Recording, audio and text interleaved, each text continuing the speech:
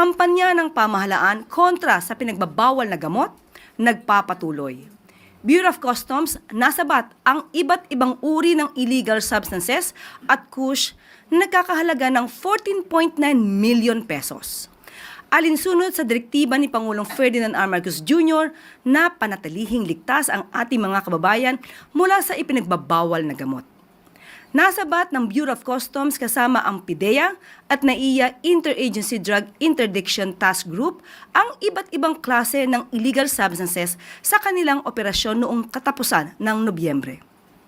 Kinumpiska ng mga pinagsamang puwersa ng pamahalaan ang 3 inabandonang parcel na may lamang marijuana, cannabis tablets at amphetamine sa isinagawang inspeksyon sa isang warehouse sa Pasay City.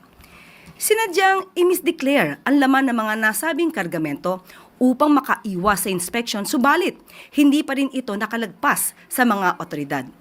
Sa isa pang interdiction operation ng BOC, nitong November 28, nasabat ang tinatayang aabot sa 14.9 million pesos na halaga ng high-grade marijuana sa NAIA Terminal 3. Dahil sa masusing koordinasyon ng BOC, PIDEA at ibang ahensya, kinumpiska ang isang luggage na naglalaman ng 18 vacuum-sealed pouches. Ang mga ito ay may kabuang timbang na 9.9 kilos ng hinihinalang mga pinatuyong dahon ng marijuana kush. Binalaan naman ni Customs Commissioner Ariel Nepomuceno ang mga elementong nagbabalak gumawa ng illegal na magiging mabilis ang aksyon ng pamahalaan upang parusahan ang mga nagtatangkang magpuslit ng illegal na kontrabando sa bansa.